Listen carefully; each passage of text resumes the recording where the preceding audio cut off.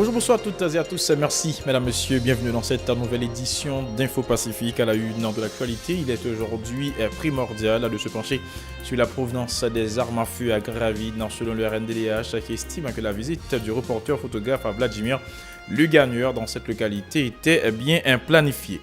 L'organisme de droits humains se dit convaincu que les circonstances entourant sa disparition peuvent être élucidées par les autorités concernées. Les membres de la commission économie et finances de la Chambre basse peuvent satisfaire des éléments de réponse apportés par le ministre des Finances qui a répondu à leur invitation mercredi. Entre autres points abordés lors des discussions, les conséquences de la décision gouvernementale exigeant que toutes les transactions financières se fassent en gourde sur le territoire national, le déficit budgétaire et la hausse éventuelle des prix des produits pétroliers. En dépit des inquiétudes des parlementaires, le ministre des Finances rappelle que le gouvernement ne pourra plus subventionner les produits pétroliers sur le marché local. Accréditation de 3 nouveaux ambassadeurs en Haïti, il s'agit de ceux de la République plurinationale de Bolivie, de l'Ordre de Malte et de la République de Corée. À l'étranger, Donald Trump ordonne l'envoi de la garde nationale, la corps de réserve de l'armée américaine à la frontière sud-ouest avec le Mexique pour contenir l'immigration clandestine. Voilà, mesdames, messieurs, pour l'essentiel de cette édition. Restez branchés sur la télévision Pacifique.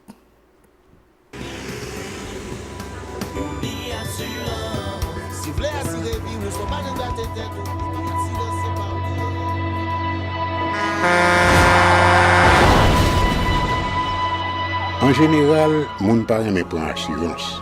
Yo considéré que son l'argent rejeté. Et pourtant, l'argent assurance te doué dans budget ou à côté l'argent kayak l'argent manger. Li là pour les deux traverser un mauvais pas. Gardez tout à côté ou. Ouais comment gros problème qu'on entre sur monde sans attendre. Mandez Dieu pardon, ça qu'arrive autour. Une assurance dit ou précaution pas capon. Les mal arrivés, les faux amis flair saison a fait comme si on pas de jambe connaît. Une assurance après ta vers au pour dire continuer vivre la vie quitter ce course là non mais nous. Uni Assurance. Vivez en toute assurance. Bienvenue, mesdames, messieurs, dans le développement de cette édition. Comme annoncé en titre, parlons de la disparition du journaliste photographe Vladimir Le Gagneur depuis le 14 mars dernier dans la localité de Grand Ravine, au sud de la capitale haïtienne. Une vingtaine de jours donc, car depuis que les autorités concernées peinent à publier des informations claires sur cette disparition, dans une position de principe publiée le 3 avril, le Réseau national de défense des droits humains estime que la visite du reporter photographe à Grand Ravine était bien planifiée. L'organisme de droits humains se dit convaincu que les circonstances entourant sa disparition peuvent être élucidées par les autorités concernées. Les commanditaires de ce reportage, l'équipe d'accompagnement du journaliste ainsi que toutes les personnes qui étaient au courant de sa visite à Grand Ravine doivent pouvoir fournir des informations pertinentes aptes à permettre de reconstituer des faits tels qu'ils se sont produits.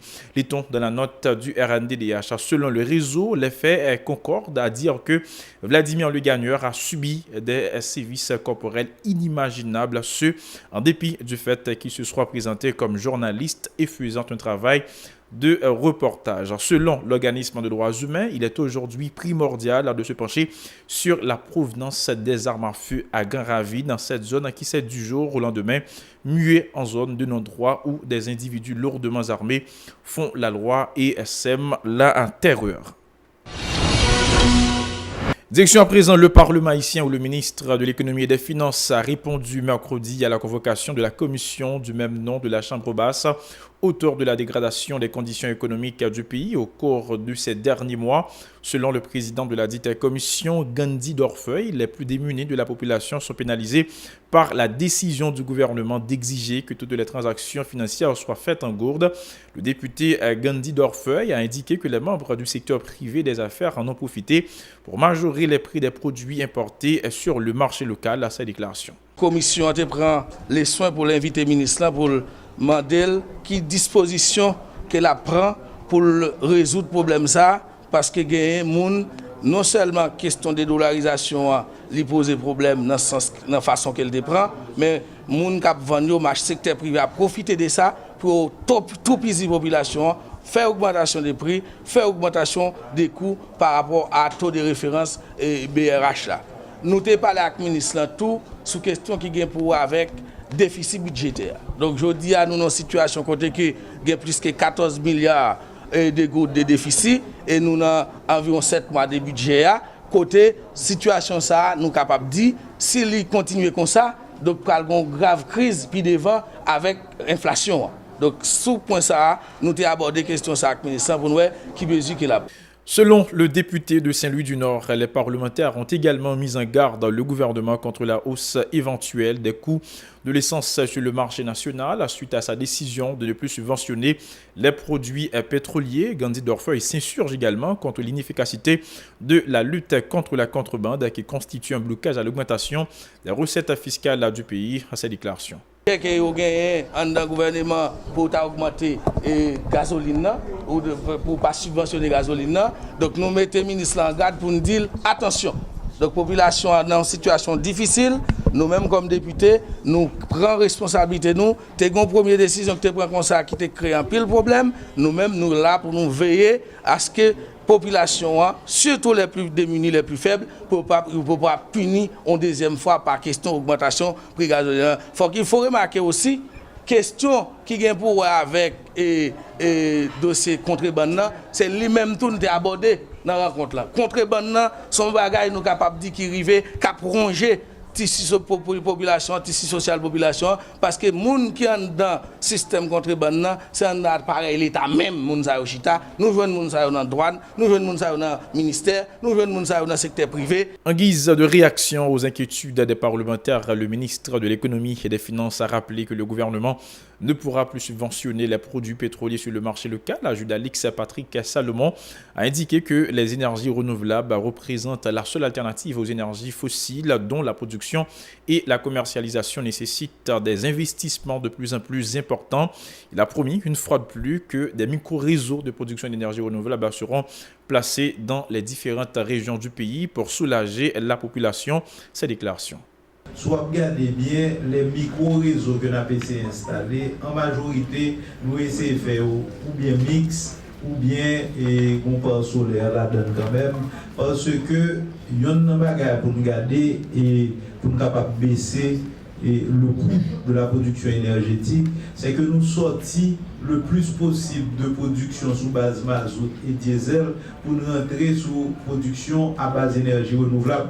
Parce que facture production énergie est trop élevée, le où a produit à partir d'énergie fossile, notamment mazout, parce que le ça on facture bien haut et le gagné on non-paiement par consommateur, ça c'est des ordres publics obligés d'absorber et c'est toujours négatif.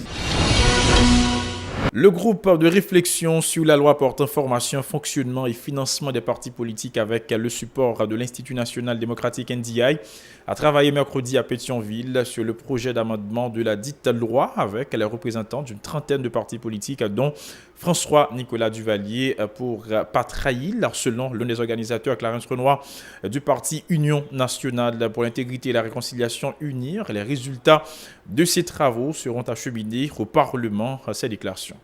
Quand on a une loi qui est parfaite et qui est définitive, les faits, il est capable d'appliquer, mais il est capable de gagner des problèmes là-dedans, la corriger. 5 partis politiques, ça a comme société, UNIR, OPL, Fusion, KID et la paix, sont réunis. Nous identifions ça, nous là-dedans, irritant qui est dans la loi.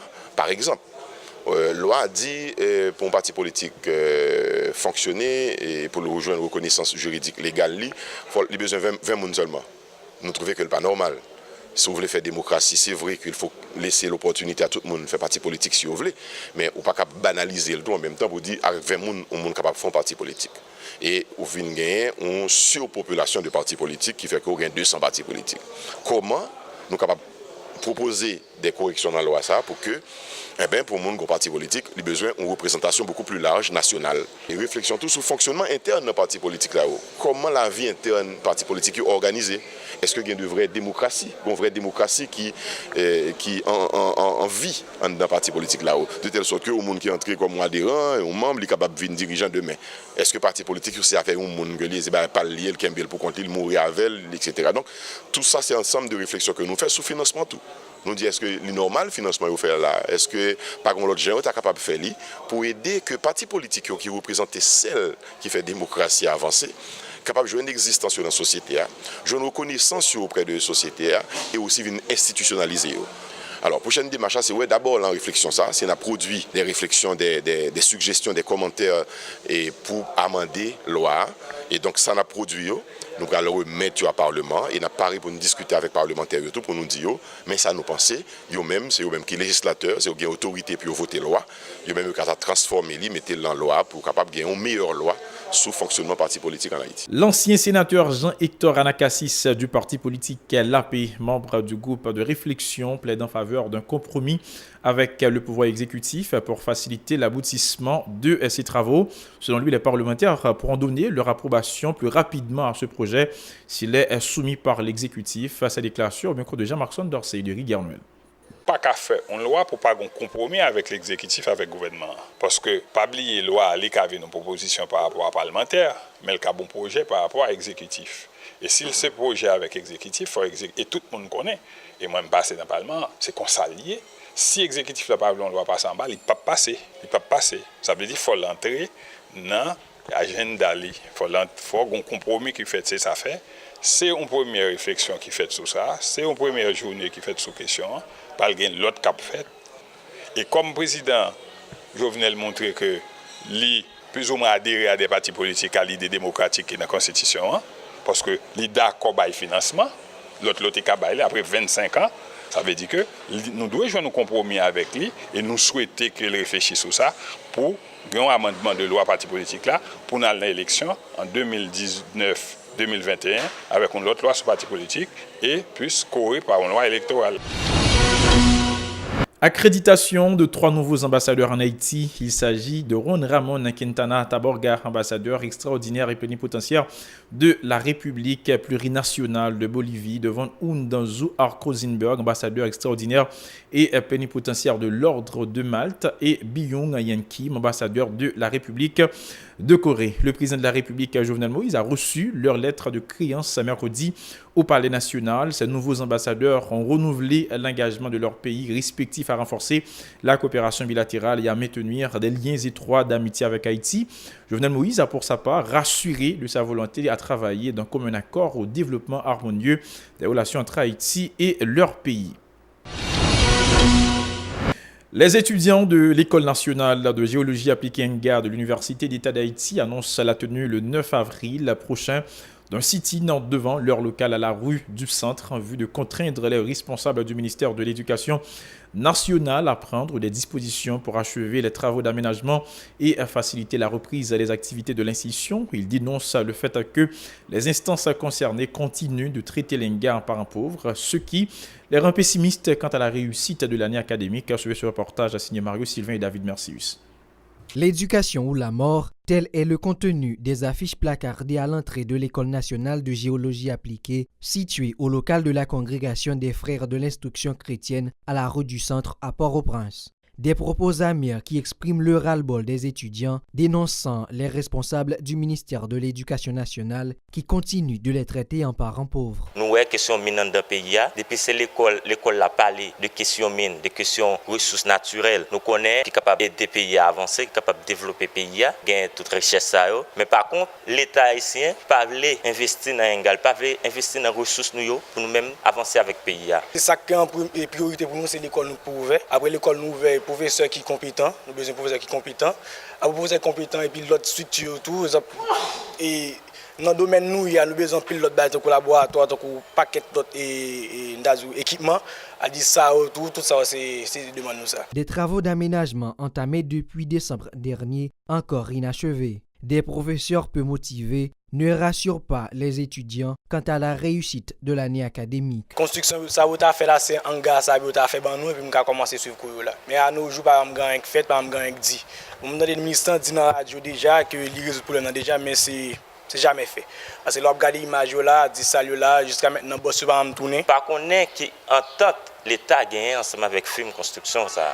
Moi pas connaître ces films là, ces films négio.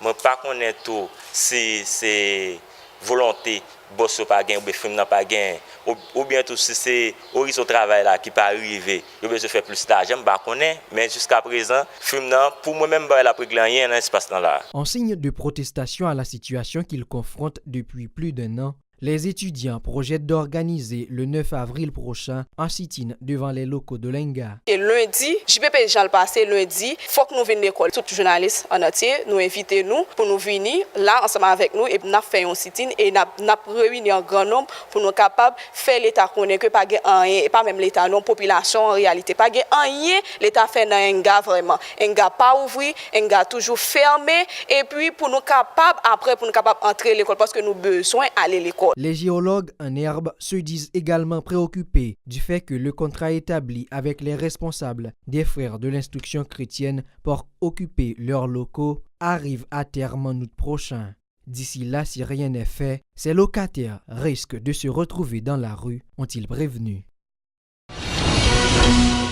Voilà, mesdames, messieurs, pour l'essentiel de cette édition. Merci à vous qui l'avez suivi. Je vous invite à rester branchés sur la télévision Pacifique pour la suite de la programmation.